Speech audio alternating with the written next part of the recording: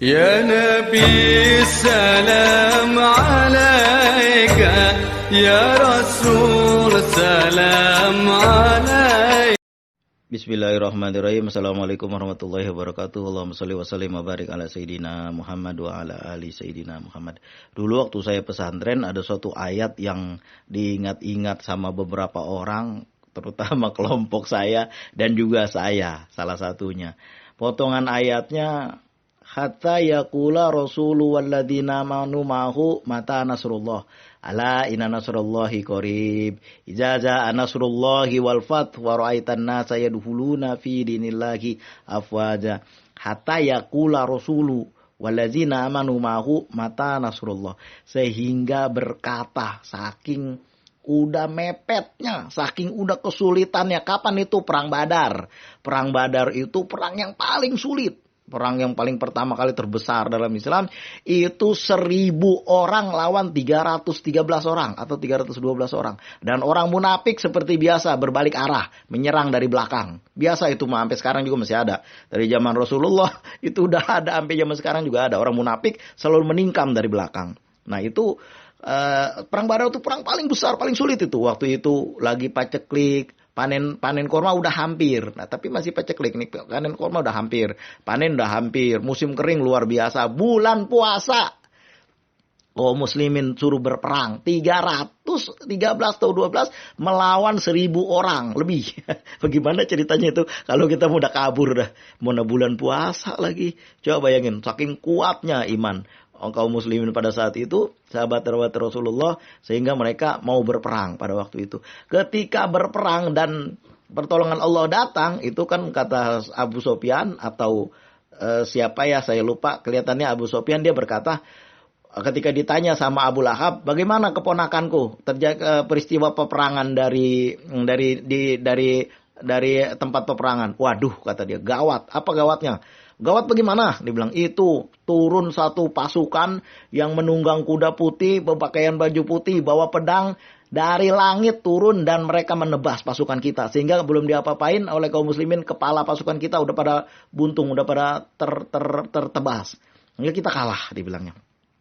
Nah itu ayat itu dibaca oleh kawan-kawan saya, kata yaqula Rasul, sehingga Rasul berkata walladzina amanu ma'hu, dan orang-orang beriman bersama Rasul berkata, ya Allah, kapan pertolongan Allah datang? Ini 300 lawan 1.000. Secara pikiran udah kalah aja kita. Udah kalah aja dah. 1 lawan 3 lebih. 1 lawan 3,5 orang. Udah kalah aja dah kita dah. Tapi mereka nggak pernah berpikir kalau tuh memang pokoknya maju terus. Kita coba aja dulu kita. Kalau kita kaum muslimin, kalau bangsa Indonesia, kaum muslimin pada umumnya, waktu itu ngalah sama Belanda lah bambu runcing. Coba yakin, kagak punya senjata apa-apa. Jangan ada, cuma itu, ya itu yang dipakai. Nah begitu juga terjadi dalam kehidupan. Ini pengalaman pernah terjadi, ketika itu saya teringat gitu. Hatta yaqula Rasul walladzina amanu. Sehingga Rasul aja berkata, ya Allah, kapan pertolonganmu? Kaum muslimin juga berkata begitu. Orang 300 lawan 1.000. Apa ceritanya coba? 1 lawan 3. Ngeper kita. Nah waktu itu ada suatu orang yang saya kenal betul. Itu hidupnya waktu muda-mudanya itu jualan telur. Ngambilin telur dari kampung-kampung lalu dijual.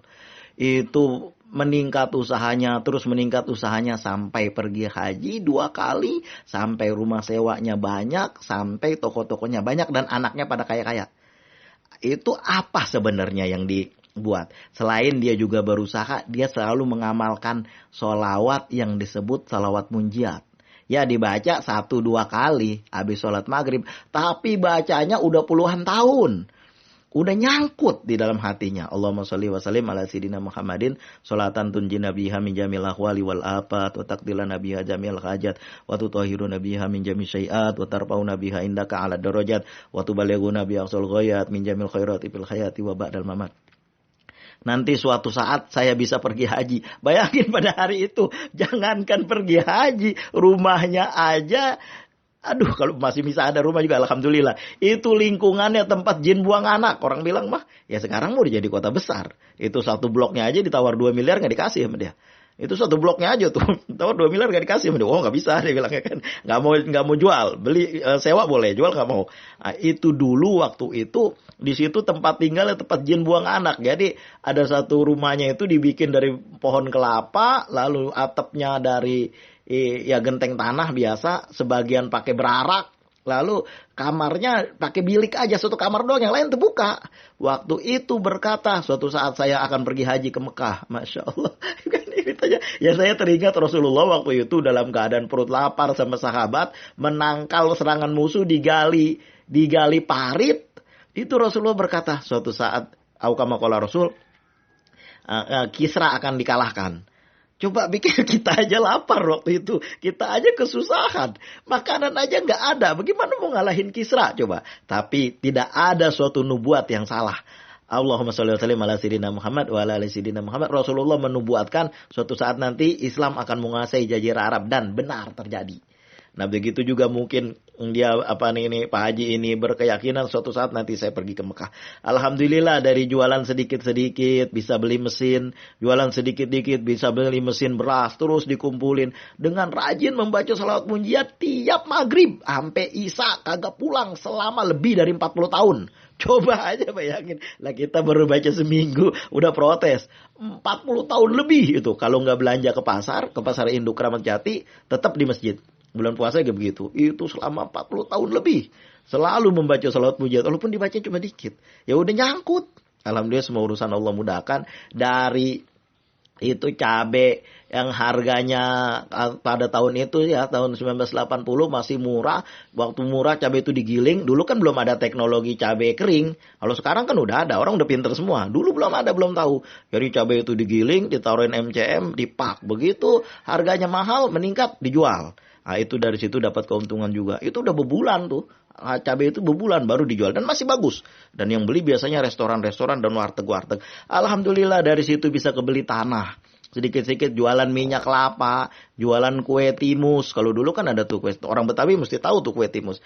Itu dari jualan rakyat jelata itu. Dikit dikumpulin. Terbeli tanah. Berapa tahun kemudian tanah dijual, terkumpul emas, pergi bayar ONH, dan alhamdulillah ongkos naik haji pada tahun itu masih 6 juta kurang. Kalau sekarang udah berapa? Udah 50 juta lebih. Antrinya juga lama sekarang. Alhamdulillah waktu itu bisa, dan udah yang kedua kali. Mungkin yang ketiga kali mau lagi nanti kalau dikasih sama pemerintah. Ya namanya orang Betawi ibadah tentu lebih greget, lebih lebih sergep. Nah, begitulah kira-kira. Alhamdulillah itu dengan rajin membaca salawat munjiat, urusannya digampangin, urusannya dipermudah, dan bisa, ya seperti yang saya cerita tadi, itu hidupnya menjadi mudah. Dan itu membaca salawat munjiatnya bukan sehari, 2 hari, 3 hari, sebulan, 2 bulan. Itu 40 tahun lebih.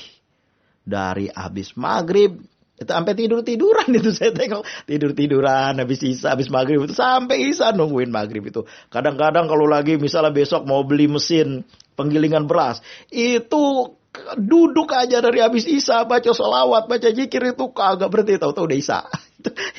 itu sampai sergapnya begitu itu. Minta pertolongan Allah supaya urusan gampang. Itu aja.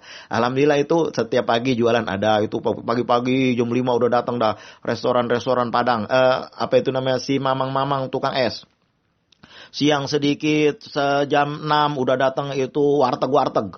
Semua pada beli itu. Sayur, entah apa aja itu. Di warungnya itu. Di warung beliau itu. Nah kemudian udah siang sedikit datanglah warung rumah makan Padang. Nah itu saya dengar waktu itu tahun itu. Rumah makan Padang aja berutang sama dia itu banyak juga pada tahun itu. Sekitar 350.000 rupiah pada tahun 1980. Waktu harga emas masih 15 ribuan segramnya. Itu utang warung Padang udah segitu banyaknya sama dia. Belum warung-warung lain itu. Coba bayangin. Itu berokahnya membaca salawat munjiat yang selalu didawamkan. Ya walaupun waktu itu pergi haji masih 6 juta kurang. Ya sama aja dengan sekarang. Walaupun pergi haji sekarang kelihatannya mahal. 50 juta, 45 juta. Ya sama aja duitnya bang. Jumlahnya sama aja. Kecuali diukur pakai harga emas. Karena harga emas itu karena emas itu tidak terkena apa istilahnya itu. Pokoknya krisis moneter emas nggak kena. Asal emas naik, mesti bukan harga emas yang naik, tapi harga mata uang yang turun. Nah, jadi stabil aja. Dulu kan bahkan pemerintah itu membuat usulan koin haji. Kalau emas itu stabil. Misalnya waktu zaman Rasulullah nih, harga kambing katakan 2 dinar. Ya sekarang juga 2 dinar harga kambing. Kalau kita beli 2 dinar harga kambing. Tapi dinarnya itu dibeli pakai rupiah udah tinggi. Udah jutaan, udah mau 4 juta juga ya. Sama juga dengan harga kambing segitu. Zaman dulu juga segitu. Mata uangnya yang naik. Mata uangnya yang jatuh, sementara emas stabil. Nah itulah yang beliau lakukan, dikumpulin duit-duit itu, dikumpulin dari kecil-kecil itu, dari jualan kue, cepe, bikin opak. Saya lihat banget itu bikin opak. Opak itu apa? Dari singkong, direbus, diparut, direbus, kemudian dibikin pakai tangan, digitu-gituin pakai plastik itu kan, lalu nanti dijemur, lalu digoreng. Dari cepe itu, cepe mah gede kali mah, dari 5 rupiah. Itu dikumpulin duit. Dulu kan ada tuh, kalau yang lahir tahun 80 70-an tahu itu duit 5 rupiah. Masih laku itu. Sekarang masih 1.000 rupiah aja. Anak-anak dibagi sekolah nih bagi 1.000 rupiah protes. 5.000 aja protes. Kalau zaman dulu waktu saya sekolah itu dikasih duit sekitar berapa ya, gocap 50 rupiah, itu dapat banyak itu makanan pada tahun itu. Ya mungkin karena mata uang terus turun ya, apa disebutnya itu, inflasinya naik. Nah, jadi dulu susu ultra aja kita beli berapa itu, masih murah tuh. Dulu saya sering dibagi sama ibu polisi itu, asal udah waktunya pembagian ransum tetap dibagi tuh sama ibu polisi, diantar. Sering bener itu, bahkan udah tahu jadwal kapan mau ngasihnya, itu masih murah. Sekarang udah berapa harganya. Nah, itulah keberkahan beliau membaca sholawat munjiat yang beliau sendiri kagak tahu nama sholawatnya itu apa, nggak tahu. Waktu itu, ini sholawat apa ya? Dia bilang, ini gua tiap hari baca nih, udah lama gua baca nih. Apa itu? Bagaimana bunyinya Pak Haji? Allahumma sholli wa sallim ala sayyidina Muhammadin sholatan tunjina biha min jamil ahwali wal afat. Itu sholawat munjiat. Oh, gua baru tahu nih, padahal gua udah lama bacanya.